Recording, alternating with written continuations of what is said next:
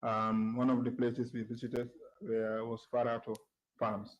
Farato Farms, for the information of the committee, is a farm of the former president where a lot of animals were kept. And the general, impression is that the Farato Farms was full of animals. Myself, that's my impression, until when we got inside and found that, there were only 79 heads of cattle. In fact, the ninth one had calved the night before we got there.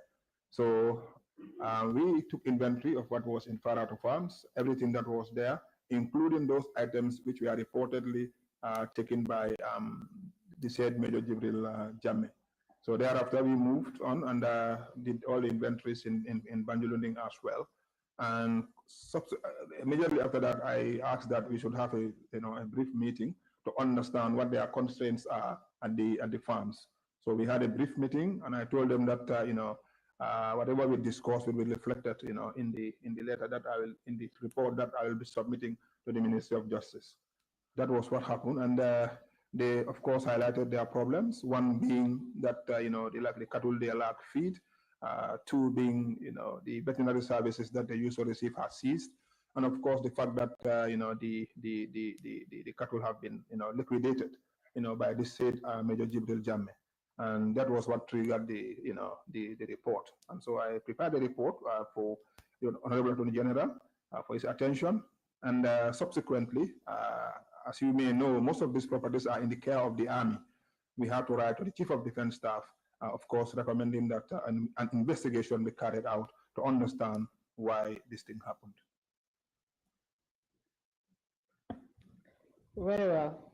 So, Mr. Jallo. Yes, please. Let's take a look at the inventory you prepared, the livestock and animals in Kanilai. Take a look at that page. Yes, please.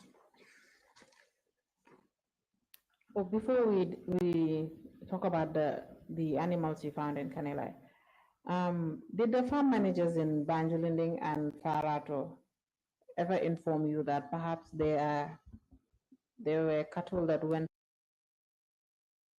for grazing before you did your? No, I'm not talking about 400. No, yes. Whether there were cattle that went for grazing and were not present at the farm the day you visited, did they ever inform you? Banjulunding and Farato are different from Kanilai. Banjulunding and Farato, the cattle are in enclosed pens, so they do not go out. All right. Yeah. Let's go to Kanilai. For Kanilai, you're taking a look at the report?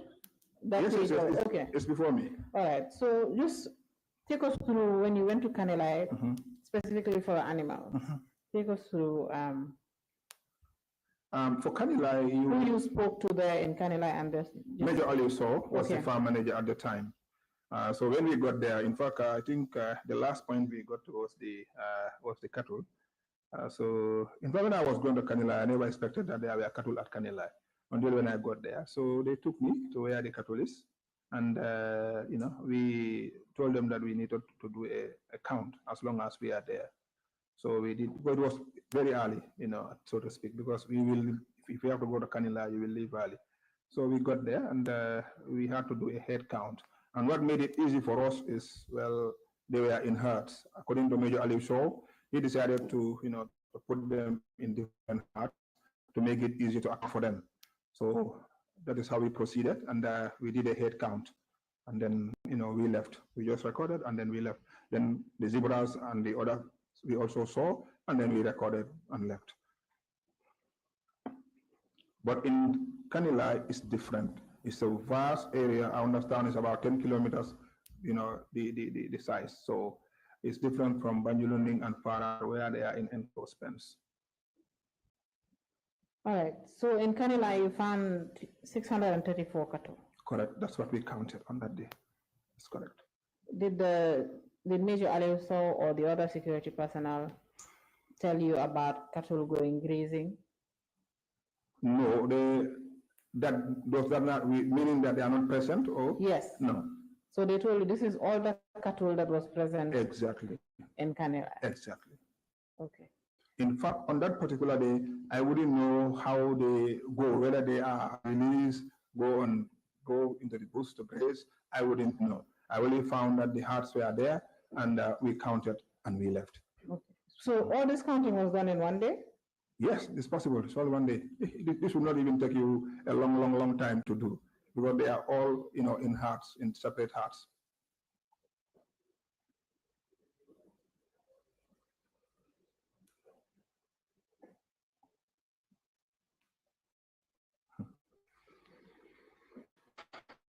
Mrs. Jala, you said the counting of these 600 cattle will not take an entire day. It cannot take an entire day. All right. So the point I'm trying to get to is were the cattle aggressive or chaotic at any point in time, making it difficult for the counting to be completed? Or was it just very easy to just count the cattle? Aggressiveness will arise where you are interacting with the cattle, but where you are merely looking at cattle and counting, aggressiveness will not arise in such a situation. So that one is an easy process. You found them, you can count, record, and leave. But if you want to engage the cattle, maybe you want to hold on to the cattle, that's where the aggressiveness will manifest. So for me, that does not manifest on that day.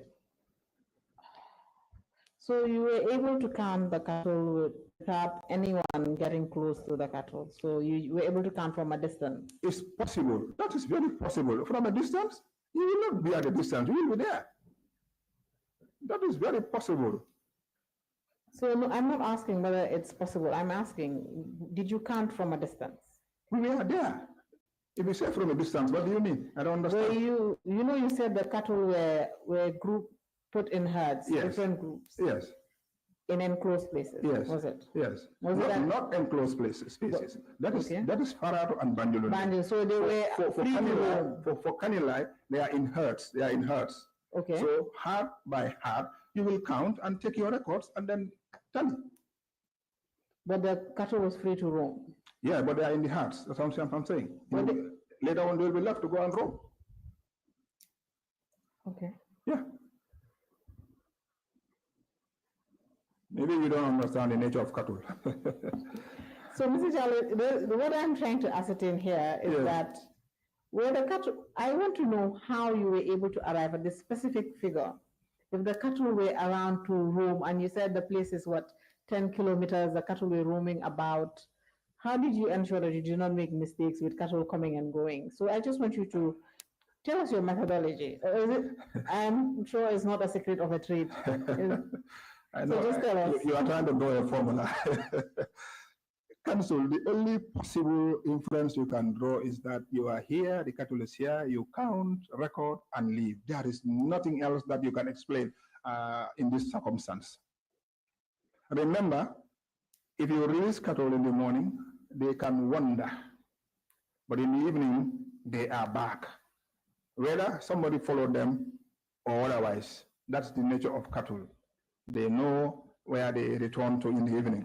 So that's it. So if you come early in the morning, you can count and you leave. And that has always been the case for cattle.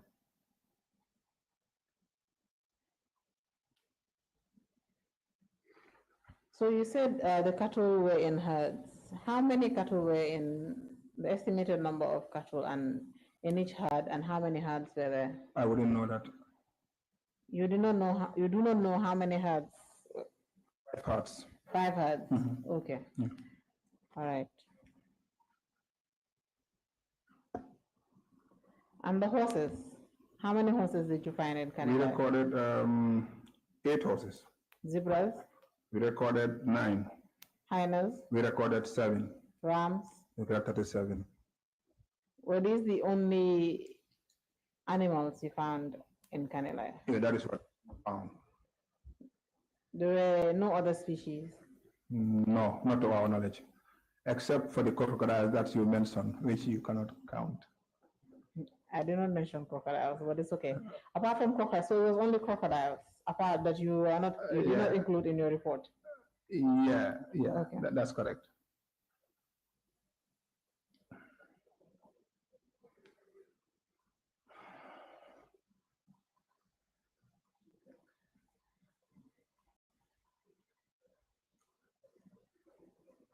Mr. Jal, Yes, please.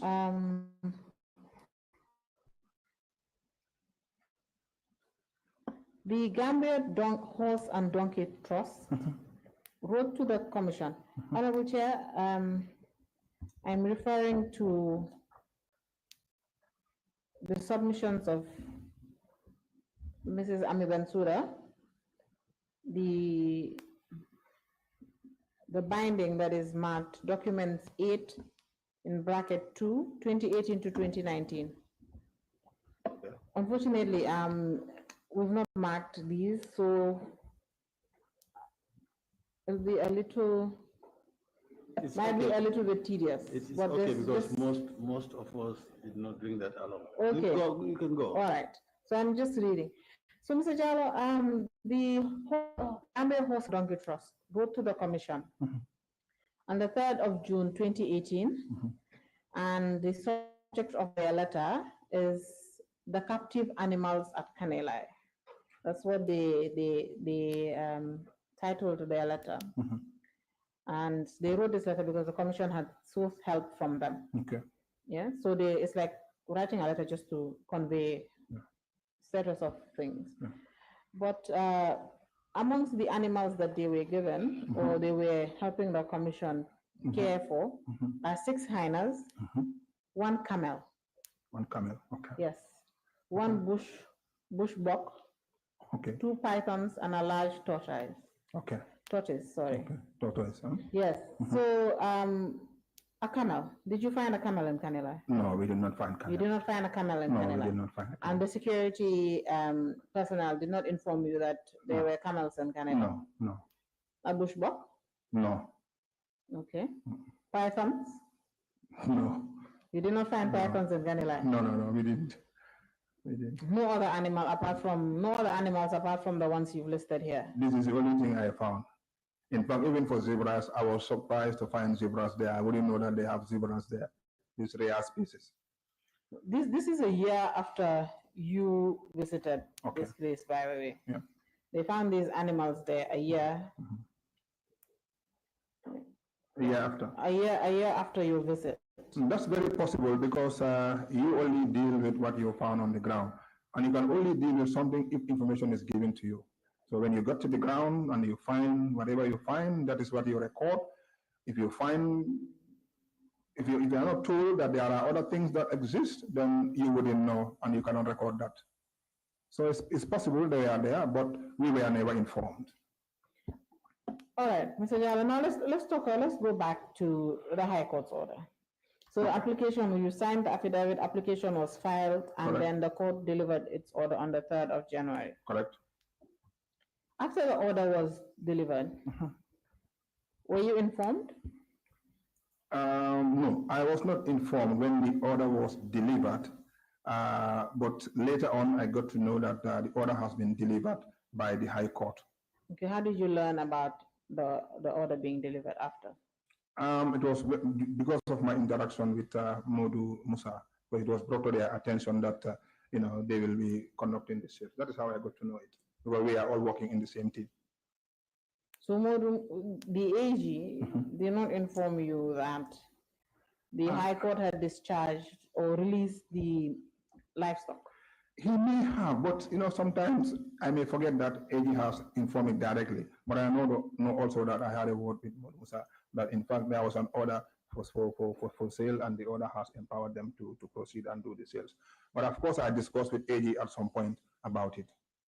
How? As always, I will discuss with AG. Most of these things I will discuss with him.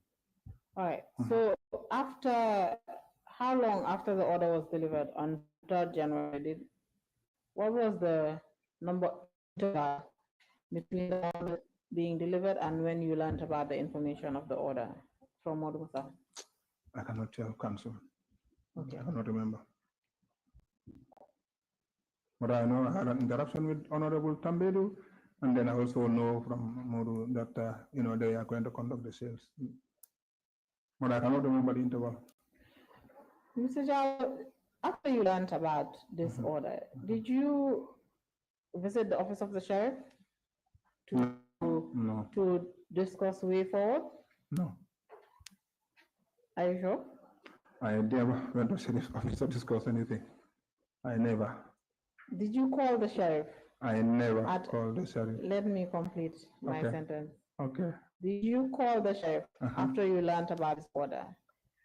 No. Talking to him or Uh-huh. asking him about the execution of the order? No.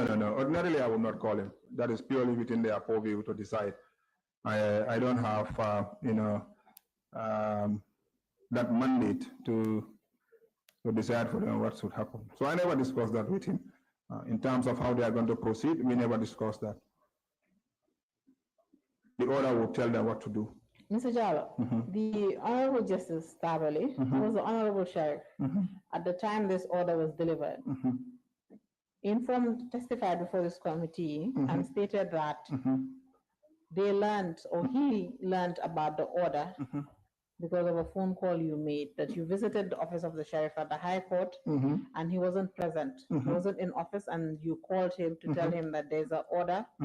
There's an order delivered by the High Court, and that sale should be conducted by the sheriff. And that is how the sheriff first learned about, that is how he, the sheriff, first learned about the order. What do you have to say to that? Maybe his mind eluded him, but you being counsel, knowing very well how the judiciary is with the Ministry of Justice, I think. Mr. Jallo, just answer the question. I'm answering. I'm going to put context so that you understand. Yeah. You being counsel know very well that orders of court emanate from the judiciary. Who else will be the first person to receive those orders of court? Is it a third party outside the judiciary or a staff of the judiciary, particularly the staff, the office of the sheriff? So the office of the sheriff will be the first port of call with respect to that.